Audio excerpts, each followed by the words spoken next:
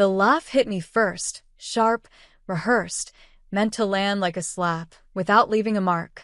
We were in a crowded rooftop restaurant downtown, all glass walls and city lights. My cousin Brielle Camden had picked the place to look expensive on photos. Engagement dinner. White tablecloths. Gold-rimmed plates. A ring on her finger that kept catching the light every time she moved her hand, like she wanted the whole room to applaud. I sat 2 seats away from her, calm face, steady hands. I wore a simple black dress, hair pinned back, makeup clean. Nothing flashy, because I didn't come to compete. I came to watch. Her fiancé, Graham Holt, was polite in that careful way, standing when older relatives arrived, shaking hands, actually listening. The kind of man who didn't talk just to hear himself.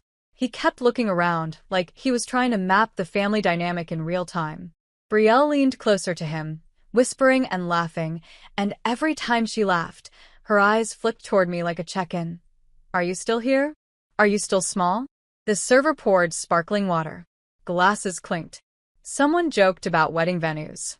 Someone else asked when the date would be. Then Brielle turned to me like she'd been waiting for a quiet moment to strike. So, Avery, she said, sweet voice, sharp eyes. Still doing that little computer job? A couple heads turned. Not because they cared. Because Brielle knew how to make a question feel like a performance. I smiled politely. Works good. Brielle's lips curled. Good doing what though? Like, what's your role again? Her mom, Denise, jumped in with a fake laugh. Oh, she helps people. Like support. Brielle nodded fast, like she was confirming a rumor. Exactly. Support. That's what I told Graham. The word landed on the table like a label stuck to my forehead. A few people chuckled. One of my uncles smirked into his drink. Brielle's friend, some girl named Tessa, tilted her head like she was fascinated by the idea of me being unimportant. Graham's smile faded. He looked from Brielle to me, confused, not cruel, just thrown off. Wait, he said, eyebrows knitting. Is that true? The table quieted. Not completely, but enough. Brielle lifted her chin like a queen waiting for the crowd to clap. I didn't rush. I didn't defend myself like I was on trial. I leaned slightly toward Graham and kept my voice calm. One word, I said. Graham blinked. One word. I nodded. And I delivered it clear, soft, final. Owner. Silence. Instant. Like someone cut the music. Brielle's smile froze so perfectly it looked painted on. Her eyes widened, then narrowed, then widened again like her face couldn't decide what to do with the panic. Denise's hand jerked. Her glass tilted. The drink spilled across the tablecloth in a thin splash that felt louder than it should have. Tessa's mouth fell open. My uncle stopped chewing mid-bite. Graham stared at me. Owner of what? Brielle's laugh came out broken. Oh my God. Avery, don't start. You always do this. You always want attention. I looked at her, still smiling, and for the first time that night, my smile wasn't polite. It was peaceful. I don't want attention, I said. I want accuracy. Graham turned slowly to Brielle. Why would you tell me she just work support? Brielle waved her hand like she could erase the moment. Because it's basically the same thing. Like, she answers emails, she helps with stuff. That's not what an owner does, Graham said, voice firm now. Denise reached for control like she always did. Graham, sweetheart, don't let her confuse you. Avery exaggerates. She's. Am I? I asked, gently. I pulled my phone from my clutch, slow, calm, and set it face up on the table. The screen showed a clean, official dashboard with a company logo at the top. Holt and Camden Logistics, cap table access. Graham's name was there. So was Brielle's. And so was mine above both. Graham leaned forward, eyes narrowing as he read. This is real. Brielle's face drained of color. That's not. Why do you have that? I kept my voice even. Because I signed the paperwork. Graham's jaw tightened. Brielle, what is this? Brielle snapped, finally dropping the sweet act. It's not a big deal. It's just numbers. It doesn't mean she. It means she's above you, Tessa blurted before she could stop herself. Denise shot her a look, but the damage was done. Graham stood up slightly, hands on the table. Brielle, did you know about this? Brielle's eyes darted to her mom like a lifeline. Denise swallowed.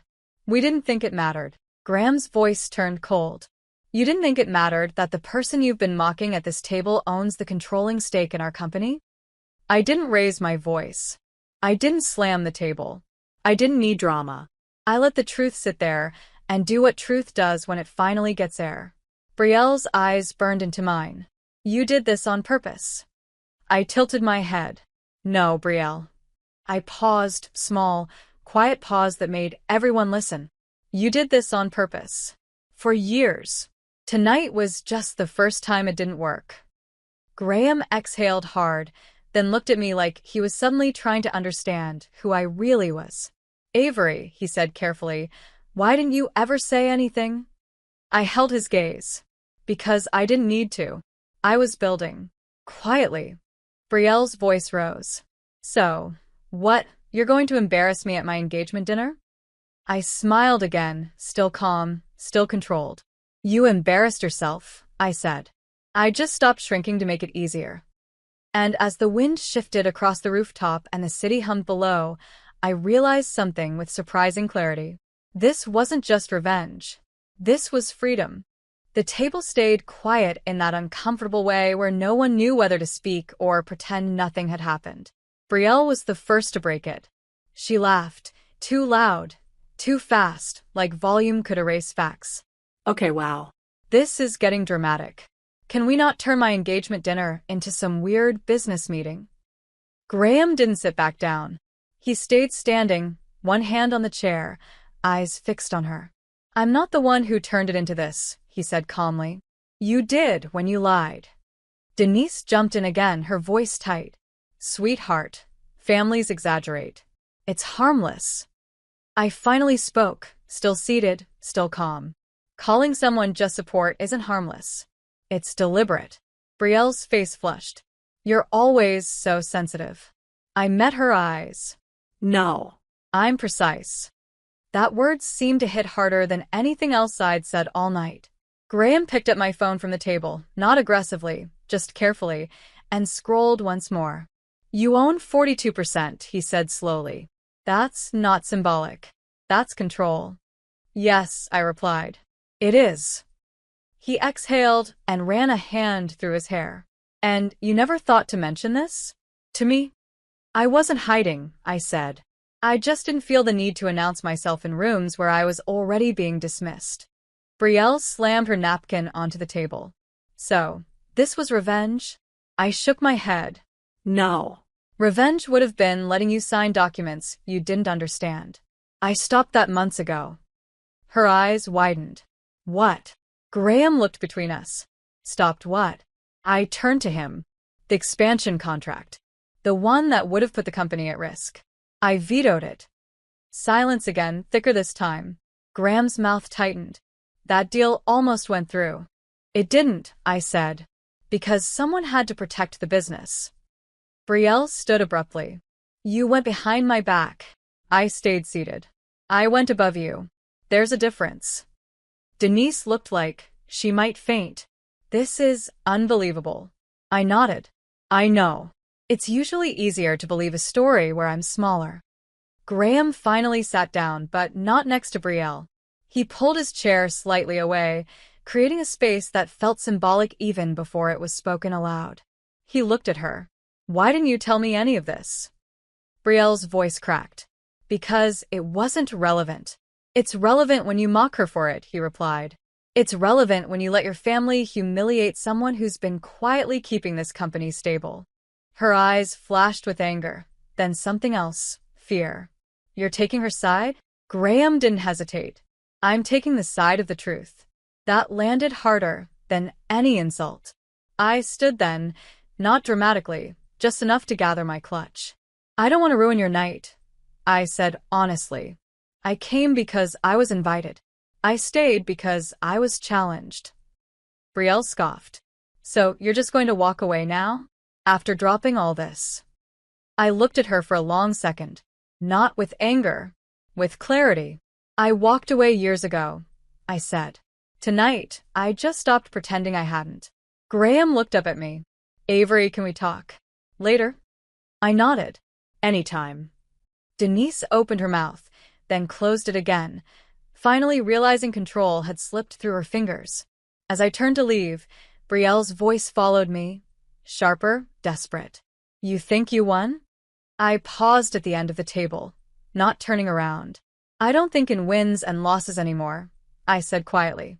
I think in peace. The elevator ride down felt lighter than the air up on the rooftop. My phone buzzed before I even reached the lobby. A message from Graham. We need to review some things. And I owe you an apology.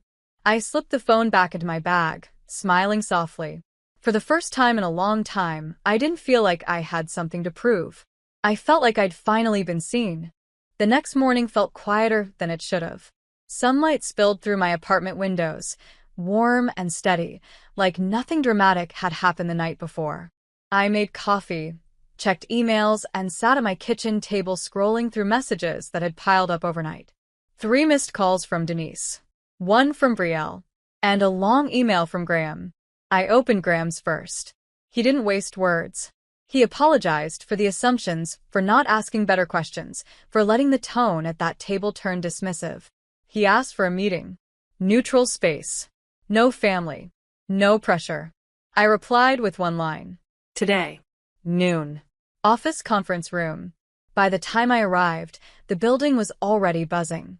Employees moved through the lobby with laptops and coffee cups, unaware that the future of leadership was about to shift.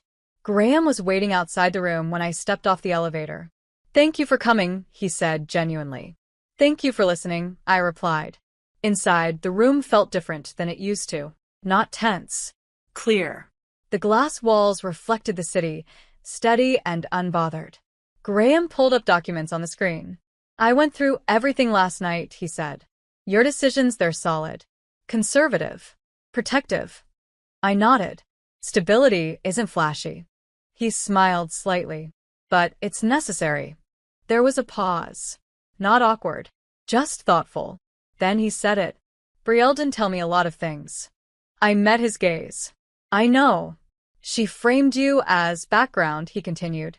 Like someone I didn't need to think about. I folded my hands.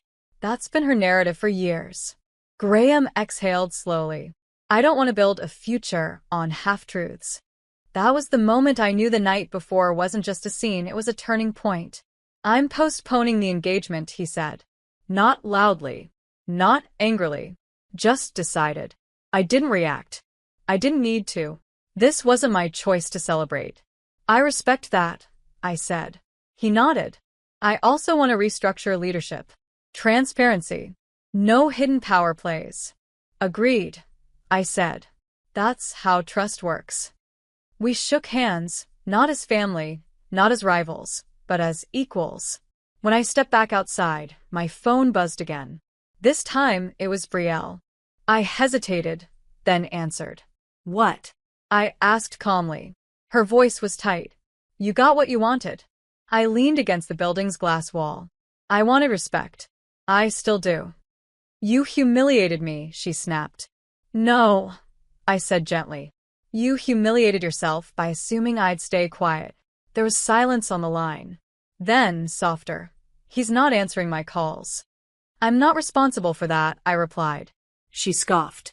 You always act like you're above everything. I looked out at the city, busy and moving forward. No. I just stopped fighting to be included. She hung up without another word. That afternoon, the official notice went out. Leadership updates. Clarifications. Nothing dramatic. Just facts. By evening, messages started coming in from colleagues who'd always known my value but never said it out loud. From people who'd watched me work quietly and consistently. One message stood out. Proud of you. You handled it with class. I smiled. Not because I'd proven something. Because I didn't need to anymore. That night, I stood on my balcony, city lights flickering below, and felt something I hadn't felt in years. Relief. The kind that comes when you finally stop carrying other people's misconceptions. Tomorrow would bring adjustments, conversations, change. But for the first time, it would be on my terms. And that felt like the real victory. A week later, life didn't explode the way people expect after moments like that. It settled. The office ran smoother. Meetings were shorter. Decisions felt cleaner. When I walked through the halls now, people met my eyes. Not out of fear, out of respect. Graham kept his word. Leadership was clarified, roles were transparent, and nothing happened behind closed doors anymore. There were no whispered corrections, no, just support. Jokes passed off as humor. One afternoon, he stopped by my office doorway. "I wanted to say this properly," he said. "You built something strong. I'm glad I finally understand who I'm working with." "Thank you," I replied. "That means more than you think." He nodded once, then left me to my work. I didn't hear from Brielle for days. When I finally did, it wasn't dramatic. She showed up. No makeup. No performance. Just her standing awkwardly in my doorway after hours. "I didn't come to fight," she said quietly. I gestured to the chair. "Then sit." She did, folding her hands together like she didn't know where to put them. "I was wrong," she admitted. "About you. About how I treated you." I listened. I didn't interrupt. She swallowed. "I needed to feel bigger. And you were convenient." That was the closest thing to honesty I'd ever heard from her. "I'm not asking you to fix anything," she added quickly. "I just didn't want to carry this forever." I nodded. Apologies don't erase history, but they can stop it from repeating. Her eyes softened. "You're not going to forgive me, are you?" I smiled, not cold, not cruel. Just real. "I already did. Forgiveness is for me. Trust takes time." She exhaled, like she'd been holding her breath for years. Fair. When she left, I didn't feel victorious. I felt light. That weekend, I met friends for dinner, people who knew me without labels. We laughed, shared stories, made plans. No comparisons. No shrinking. Later that night, I stood in my apartment, city quiet outside, and reflected on how far I'd come. Not from her shadow. From my own silence. I didn't need to announce my success anymore. I didn't need to correct every lie. Because the truth had a way of standing on its own. I'd learned something important through all of it. You don't win by embarrassing others. You win by outgrowing the rooms that once made you feel small. And for the first time, I knew I was exactly where I belonged.